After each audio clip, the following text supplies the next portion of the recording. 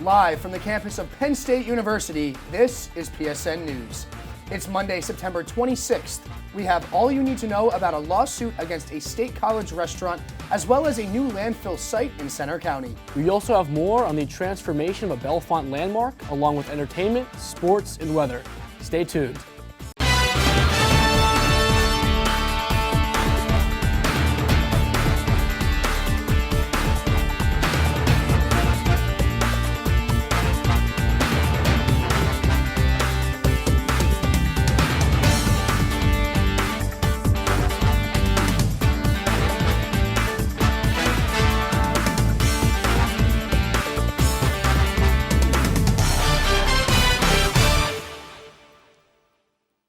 Thanks for joining us tonight. I'm Brendan Conroy. And I'm Max Kuegler.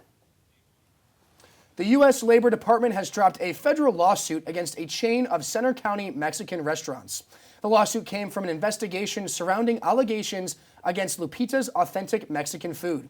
Allegations including retaliating against employees who complained about long hours without proper pay, unlawfully seizing tips from employees, and more. Owner Emilio Lopez and his wife Maria Rojas are said to have loaned money for the purpose of getting more employees to the United States to work for them. The two denied any and all allegations that they had been accused of. They even made efforts to throw employees out of certain housing while withholding compensation from other employees.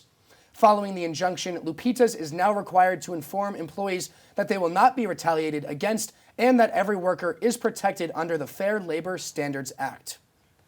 Get excited, folks, because the transformation of the former Bellefonte Armory property into a brewery and restaurant advanced this week after officials approved the demolition permit. Borough officials want to assure the public that they are honoring the integrity and authenticity of the landmark, as nothing historic will be demolished. Although this is a huge step in the project and the excitement continues to grow in the community, a final plan still needs to be approved. This will give Bellefonte a better idea of the timeline for this upcoming first-class brewery and dining destination. A big change is being made for waste management in Center County. The Board of Commissioners unanimously agreed to switch to a new landfill site. Starting on the first day of the 2023 year, the Center County Recycling and Refuse Authority will bring its waste to Laurel Highlands Landfall in Cambria County. Its current waste is transported to Green Tree Landfill in Elk County. This policy comes as the county ends its long-standing deal with Green Tree and expects this new one to last at least a decade. The Center County Solid Waste Authority Deputy Director Joanne Schaefer said that hauling rates will likely increase once the ordinance takes place. Plans for more housing have sparked in Benner Township. A developer proposed a 15-building complex with apartment units and commercial space to be built near the University Park Airport. The development will be called the Cascade and will be found at the end of High Tech Drive. This would include over 200 residential and non-residential units and more than 500 parking spaces. The town's Board of Commissioners is scheduled to review plans in a meeting tomorrow. It's finally starting to feel like fall in Happy Valley, but what is the forecast like the rest of the week? David Guerrero with Campus Weather Service has more details in this week's weather report. We'll be right back.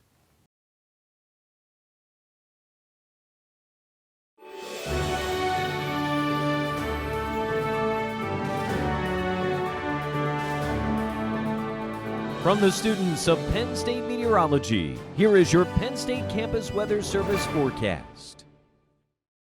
Good evening, Penn State. My name is David Guerrero from the Campus Weather Service, here with your Monday evening forecast. Now, taking a look at the live cam coming straight from Beaver Stadium, we've just missed a rainbow that just occurred a few moments ago. Current temperatures is 61 degrees, feels like 61 with the low dew point at 50 degrees. Now, taking a look at the temperatures with the dew points, we see temperatures ranging from 63 degrees to as low as 53 in Du Bois. Dew points are around 46 to 50 degrees, giving us some comfortable conditions for central PA. Then as we take a look at the larger look of the Commonwealth, we'll see warmer temperatures in Philadelphia, with temperatures almost reaching 80 degrees with a dew point at 45, giving us some great conditions for that area. Now, in our current radar, we saw a mix of sun, a mix of clouds with passing showers, and that is due to a low that is currently churning up near the Great Lakes. But then, giving us some showers for tonight.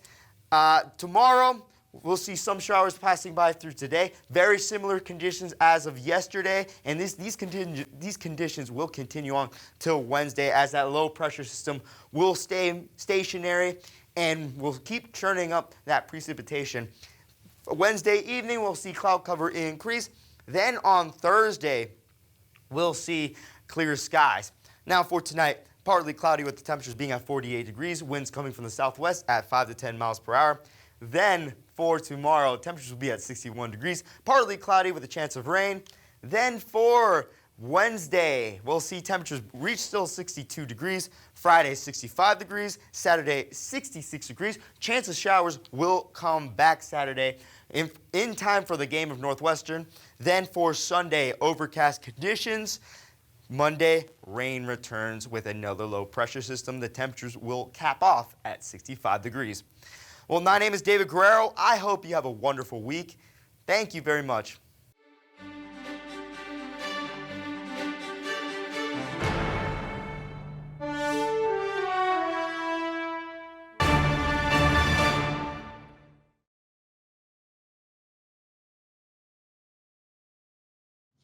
Welcome back to PSN News. I'm Juliana Torto with your sports update. Penn State football had their second home game this past Saturday against the Central Michigan Chippewas. Quarterback Sean Clifford completed 22 of 34 passes for a total of 217 yards and 4 touchdowns for the Nittany Lions. Touchdown scorers included tight end Brenton Strange, who caught 2 touchdowns, and wide receiver Mitchell Tinsley, who caught 1. Clifford and Katron Allen both scored rushing touchdowns for the Nittany Lions. Although Central Michigan was still able to drive the ball 363 yards, Penn State's defense forced 4 turnovers that simply kept a win out of reach for the Chippewas. The Nittany Lions now have a record of 4-0 and have jumped to number 11 in this week's AP poll. Look forward to their next game in Beaver Stadium next Saturday at 3:30 against the 1-3 Northwestern Wildcats. Penn State's women's volleyball took their first loss of the season this Saturday night against the Michigan Wolverines in Rec Hall. The Nittany Lions lost all 3 sets. They took a 25-19 defeat in the first and third set and a 25-17 loss in the second. Kashana Williams had 9 kills for Penn State, but Michigan's blocking game edged out the Nittany Lions. Jess Merzik had a huge night for the Wolverines with 14 kills, 9 digs, and 4 blocks. Next week, they will hit the road for their match against the 8th-ranked Wisconsin Badgers in Madison. Different from previous years, the MLB will have an additional playoff team per league in the playoffs. There will also not be any tiebreaker games to determine playoff teams. As the regular season is coming closer to an end and the playoff play is about to begin, more and more teams are clinching postseason berths. Those teams include the New York Mets, the Los Angeles Dodgers, the Houston Astros, the Atlanta Braves, and most recently, the New York Yankees with a walk-off win over the Red Sox on Thursday night. Many are expecting St. Louis to take the National League Central title due to the division lead over the Brewers, and the Guardians are expected to do the same in the American League Central title after the 3-game sweep against the White Sox. That's all for your sports update. After the break, Mariana Danele has the latest updates from the entertainment world. Stay tuned. Welcome back to PSN News. I'm Mariana Danelli with your entertainment update. Kick off the fall season by visiting the Wasson Farm Fall Fest this Saturday, October 1st, from 10 a.m. to 5 p.m. The farm has an array of activities for guests, including hay rides, corn mazes, wine tasting, and a pumpkin patch. They will also have a variety of foods and beverages available, including apple cider slushies, baked goods, and homemade soups. Wasson Farm will only be accepting cash and checks this year, and hay rides end at 4:30 p.m. Visit the Wasson Farm Facebook page for updates, special guests, and more fall festivities.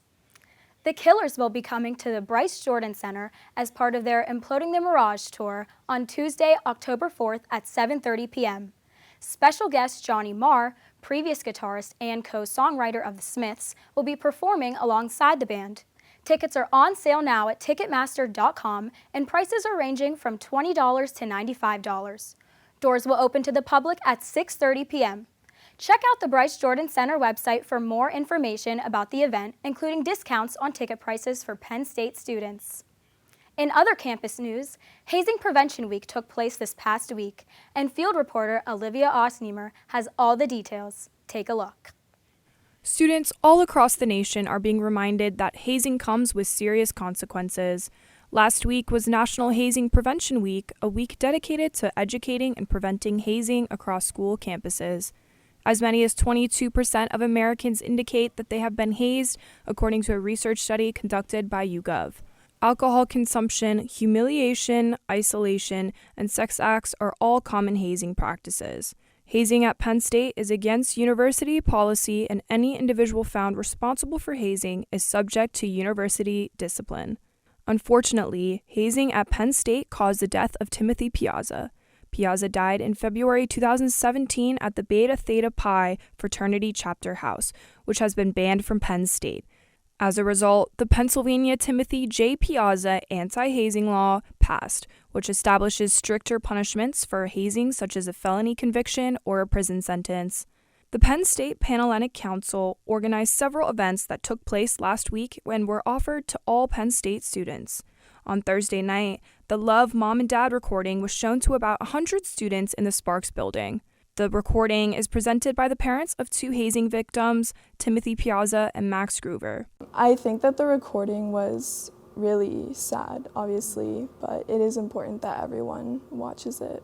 Other events put on by the Panhellenic Council include the These Hands Don't Haze social media campaign, Sisterhood and Brotherhood Wall, encouraging students to wear purple for hazing prevention awareness, and a bingo board to raise money for hazing prevention. You know, obviously here at Penn State we have an unfortunate history with hazing, so anything that I can do or any of us can do to try and prevent that from happening in the future, I think that through events like this and other educational experiences, people understand why it's such a big deal and why it is so dangerous. Many tears were shed during the Thanks Mom and Dad recording tonight. With Penn State being a huge Greek life campus, many people feel that hazing prevention is essential. If you see something, report it. For more information, please visit antihazingcoalition.org. For Penn State Network News, I'm Olivia Osnamer. On Friday night, Apple Music announced they would be taking over the sponsorship of the 2023 Super Bowl halftime show.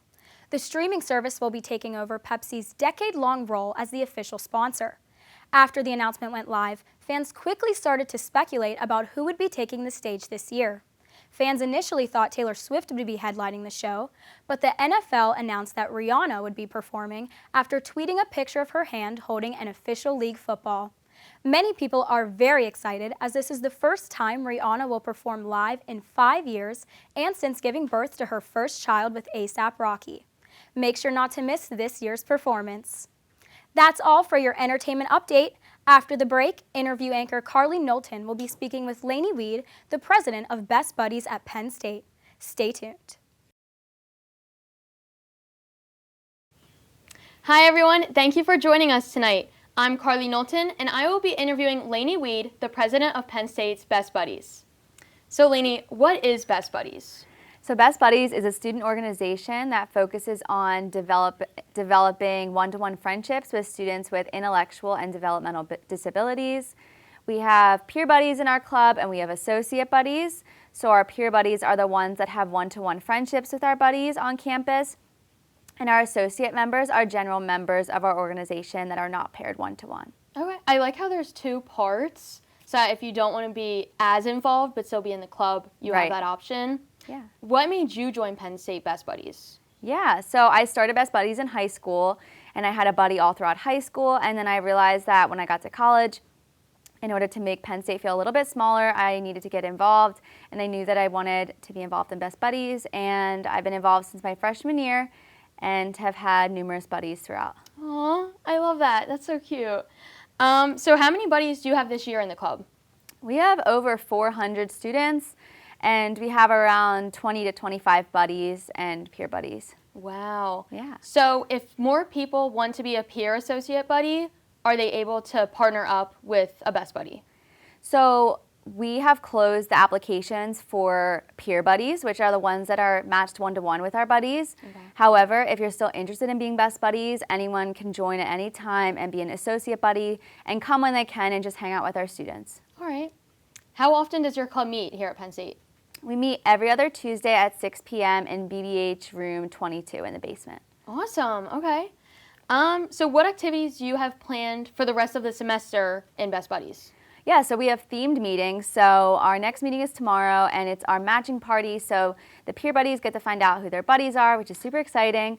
And our buddy theme for that is Jersey themed. And besides that, we'll have cold stone parties. We'll have walks to the Arboretum.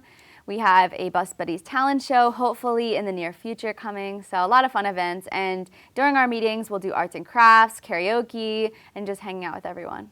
And I know you are associated with PyCap, right? They'll host like some Christmas parties, Halloween parties. Yes, right? So we have holiday parties. I guess our next one is our Halloween party, and everyone dresses up, and we have games. And yeah, the fraternity house really does a great job in integrating our buddies into their home and really just being great hosts for us. I bet the buddies love dressing up and just like putting on the talent show. I bet it makes I bet they look forward to it every day. Yeah. They're just so excited for that Tuesday to come up. Right. So what is your favorite part of Best Buddies? Yeah, my favorite part is probably actually having a buddy. So for the past 2 years, I've had a buddy, and just we go to the farmer's market. I visit him at work. He works at Good Day Cafe. And yeah, just getting to know his family and getting to know his friends has been really special. That's cute. Yeah. Yeah, that's nice that you can make like a real connection with his family as well. Right. And get to know them, hang out with them, and just make his day so much more special. Yeah. Do the members have to pay dues, or is this like a free club? Yeah, so our members, no matter if they're peer buddies or associate buddies, do have to pay $5 dues. However, our buddies, we're able to cover them throughout our club. That's awesome. Yeah. Well, thank you so much for your time today. I really appreciate it. Yeah. Is there anything else that you'd like to mention? No, join Best Buddies. It's really fun. Thank you so much. Thank you so much, everybody. That's all that I have for you tonight with Lainey Weed. Up next, Brennan and Max will bring you the latest news from across the nation. We'll be right back.